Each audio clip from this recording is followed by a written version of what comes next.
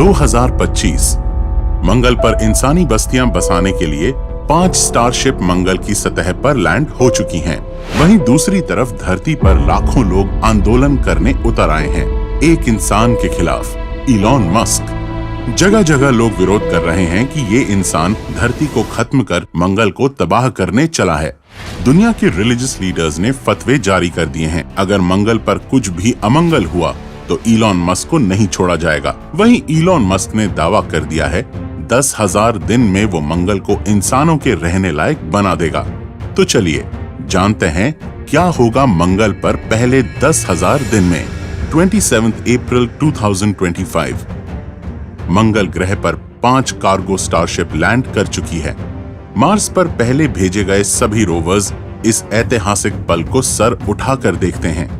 ये 5 starship land करके सभी जरूरी सामान जैसे solar panels, backup fuel, oxygen, water dried food, waste management system, experimental tools, equipment और लाइफ सपोर्ट सिस्टम को डिलीवर करते हैं। इनमें से एक कार्गो शिप पहले से स्टारलिंक कम्युनिकेशन नेटवर्क को मंगल के ऑर्बिट में डिप्लॉय कर देती है। इस कम्युनिकेशन के लिए सिर्फ 4 स्टारलिंक सैटेलाइट की जरूरत पड़ेगी। मंगल पर 7 फुटबॉल फील्ड जितने बड़े एरिया में सोलर पैनल्स लगा दिए जाएंगे। मंगल का धरती से काफी दूर होने से ये सोलर पैनल धरती जितनी अधिक ऊर्जा नहीं बना सकते।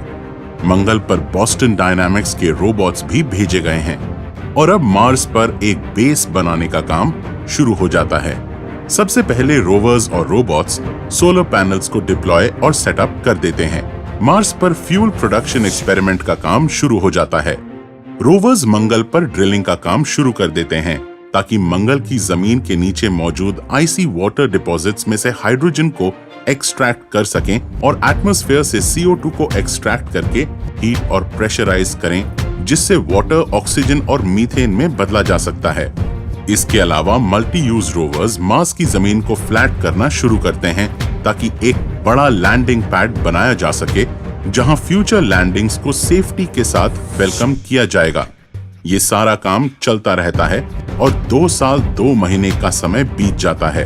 तब तक धरती और मंगल एक दूसरे के पास आ जाते हैं, जो कि एक सही समय है इंसानों को मंगल पर भेजने का। मंगल ग्रह एक ऐतिहासिक घटना को विटनेस करता है। मंगल की वीरान भूमि पर अरबों सालों में पहली बार लाइफ वहां कदम रखने वाली है। सभी धरतीवासी इस ऐतिहासिक क्षण को देखते हैं। मंगल की सरजमीं पर 2 स्टारशिप उतरती हैं, जिनमें 30 जाबाज एस्ट्रोनॉट्स मौजूद हैं। इनके साथ 10 एडिशनल कार्गो स्टारशिप भी आती हैं, जिनमें जरूरी सामान और लाइफ सपोर्ट सिस्टम मौजूद है। इन 30 एस्ट्रोनॉट्स में कुछ साइंटिस्ट और इंजीनियर्स हैं, कुछ मेडिकल स्पेशलिस्ट हैं और कुछ आर्मी पर्सनल्स हैं जो साइंटिफिक बैकग्राउंड से हैं, और ये अगले 2 साल और 2 महीने के लिए मंगल पर रहने वाले हैं, जिसका उद्देश्य है इंसानों को एक मल्टी प्लैनेटरी सिविलाइजेशन बनाना। अंतरिक्ष में 7 महीने से ट्रैवल करते आ रहे ये एस्ट्रोनॉट्स लो ग्रेविटी में रहने की वजह से लो ब्लड प्रेशर और वीक मस्कुलर स्ट्रेंथ को महसूस करते हैं, जिस वजह से पहली वीक में ये मंगल के वातावरण और ग्रेविटी से फेमिलियर होते हैं ताकि यहाँ रहने का अभ्यास हो जाए। साथ ही वो मंगल पर अपने ऐतिहासिक मोमेंट को सेलिब्रेट भी करते हैं।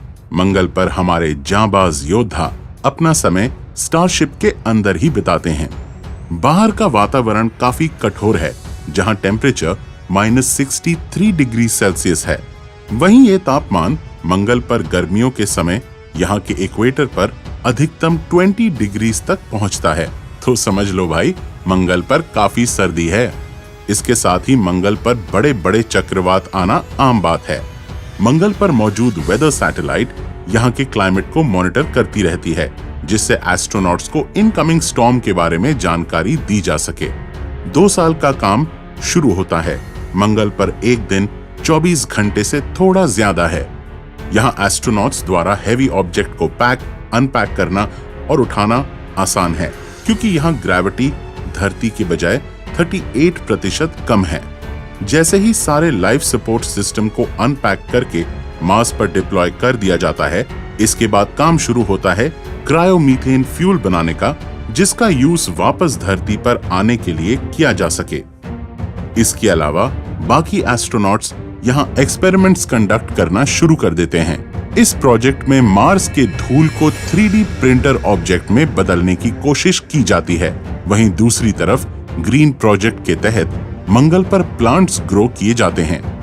नासा द्वारा पहले से मंगल के लिए जेनेटिकली मॉडिफाइड प्लांट्स बनाए जाते हैं, जिन्हें डायरेक्ट मंगल की जमीन को खोदकर लगाना होता है। मार्स पर बनाई लैब्स में साइनोबैक्टीरिया पर टेस्टिंग शुरू की जाती है, जिसे धरती से मंगल पर ट्रांसफर किया गया है। इस ऑर्गेनिज्म की मदद से मंगल के एटमॉस्फेयर में मौजूद नाइट्रोजन से अमोनिया फर्टिलाइजर पैदा किया जाता है। यहाँ पर राई, मूली, टमेटो बीन्स, गाजर और आलू के पौधे उगाए जाते हैं। जहाँ मंगल पर ये काम चल रहा है, वहीं दूसरी तरफ धरती पर हर हफ्ते 2 स्टारशिप्स बनाई जाती हैं। हर एक स्टारशिप को बनाने में $5 मिलियन का खर्चा आता है और इस तरह से एक साल में 104 स्टारशिप बनती हैं। हर 2 साल 2 महीने में धरती और मार्स सबसे करीब होते हैं और जब भी ये समय आता है, कार्गो शिप्स रेडी हो जाती हैं लॉन्च के लिए। 2 साल 2 महीने काम करने के बाद मंगल पर एक स्टारशिप वापस पृथ्वी की ओर लॉन्च कर दी गई है, जिसमें 30 एस्ट्रोनॉट्स मौजूद हैं जो मंगल पर 2 साल रह चुके हैं। अब मंगल पर 76 न्यू ह्यूमंस का अराइवल होता है, जिनमें अधिकतर आर्किटेक्ट्स होते हैं और साथ ही आते हैं 4 इंडिविजुअल लोग जिन्होंने इस ट्रिप के लिए $50 मिलियन की पेमेंट की है। इसके अलावा बाकी क्रू मेंबर्स इंजीनियर्स, बॉटनिस्ट और फार्मर्स हैं। मार्स पर पहले स्मॉल ग्रीन हाउस डोम्स यानी घर बना लिए गए हैं और इसके साथ यहाँ कई प्लांट्स को ग्रो कर लिया गया है। मंगल पर उतरकर ये लोग मार्शियन सैलेड का सेवन करते हैं। अब मंगल पर खेती से प्रोड्यूस फूड बढ़ने लगा है, जिस वजह से पृथ्वी से भेजे जाने वाले खाने की जरूरत कम पड़ेगी। स्पेसएक्स यहाँ डेपो एक्स का कंस्ट्रक्शन शुरू कर देता है, यानी एक permanent dedicated fuelling station. Mars पर अब नए हैबिटेट्स के लिए AI और 3D प्रिंटिंग के इस्तेमाल से आउटर शेल बनाए जाते हैं, जो मंगल पर रहने वालों को रेडिएशन और बाकी खतरों से बचाएगा। नए 3D प्रिंटेड हैबिटेट्स के लिए लाइफ सपोर्ट और कम्युनिकेशन सिस्टम का निर्माण भी किया जाता है।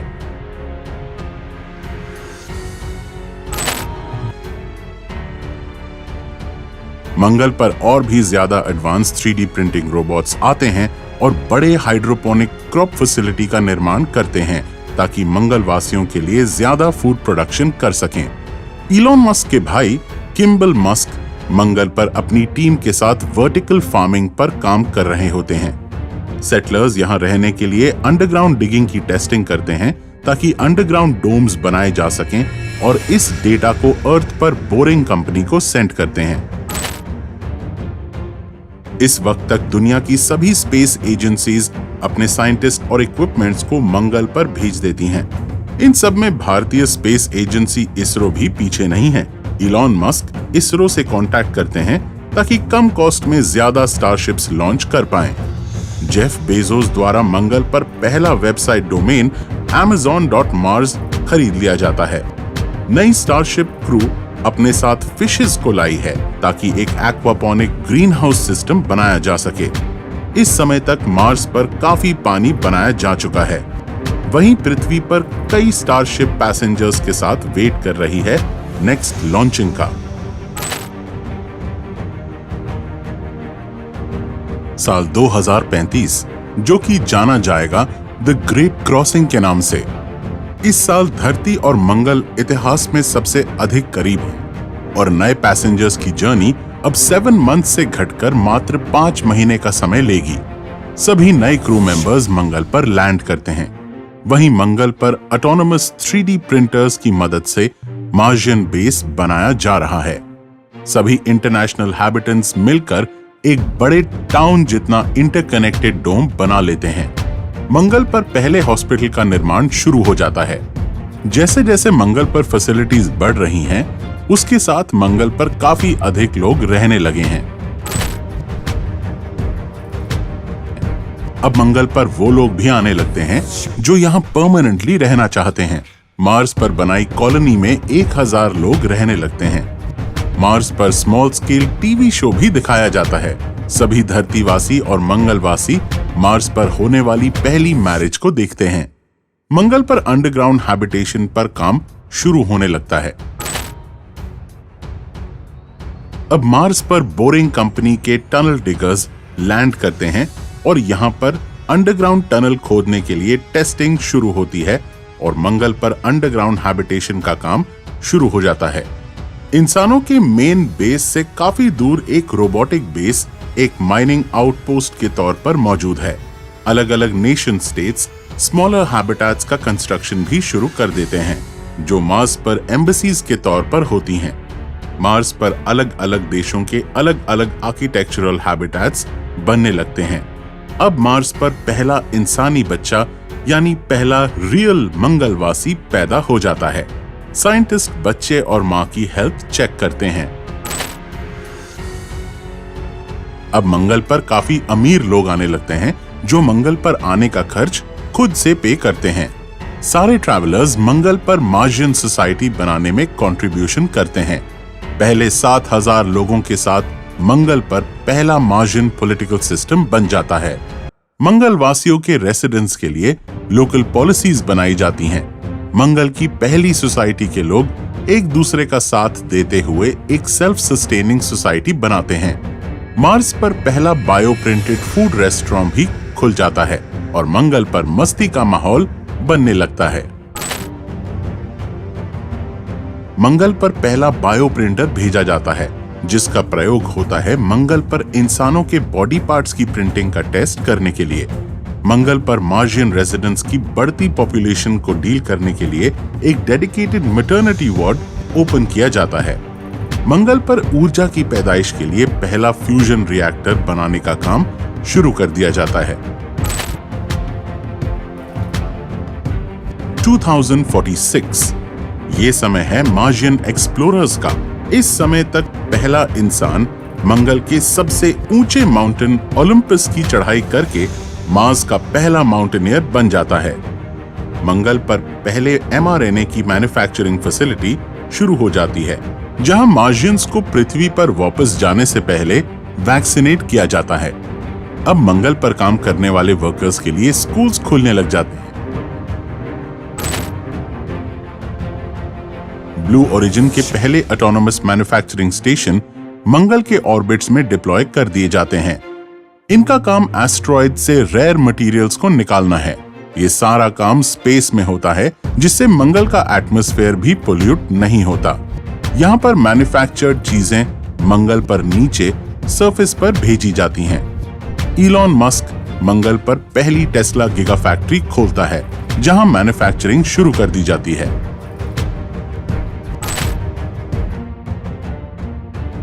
साल 2050, जिसे जाना जाएगा सेकंड ग्रेट क्रॉसिंग, यानी इस समय काफी ज्यादा लोग मंगल पर जाएंगे।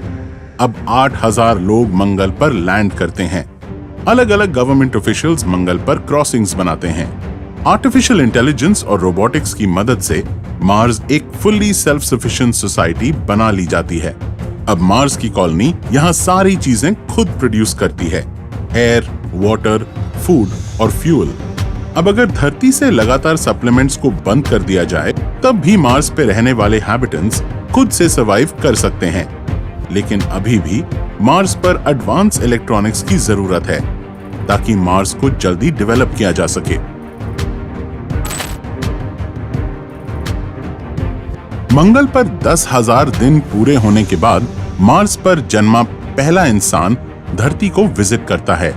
इस ट्रैवलर के पास रोबोटिक सूट होता है, जो कि एक न्यूरोलिंक ब्रेन चिप से कंट्रोल्ड है और ये धरती की हाई ग्रेविटी में उसे सपोर्ट देता है। वहीं मंगल पर पेड़ पौधे ग्रासलैंड्स एक इनक्लोज्ड ग्रीन हाउस में मौजूद है, जो कि मंगल के इक्वेटर के पास मौजूद आइस लेक्स के पास बनाए गए हैं। ये पेड़ पौधे मंगल के एटमॉस्फेयर में धीरे धीरे ऑक्सीजन ऐड करते जाते हैं। जहां पहले पौधे मंगल की लैब्स में बनाए जाते थे, अब मंगल की जमीन पर पहला पौधा उगने लगता है। इस तरह मंगल पर पहले 10,000 दिन में मंगल की तस्वीर बदल दी जाती है। लेकिन एक सवाल अब भी बना हुआ है कि आखिर मंगल पर किस देश का राज होगा? सभी देशों की टेरिटरीज मंगल पर कैसे डिफाइन होंगी? क्या धरती के रेशों में ही सारी टेरिटरीज डिफाइन होंगी? क्या मंगल पर जाकर इंसान लड़ना बंद कर देगा? क्या मार्स पर भी आपसी युद्ध होंगे? कमेंट में हमें जरूर बताइएगा। मैं मिलता हूं आपसे जुपिटर पर। तब तक के लिए बाय।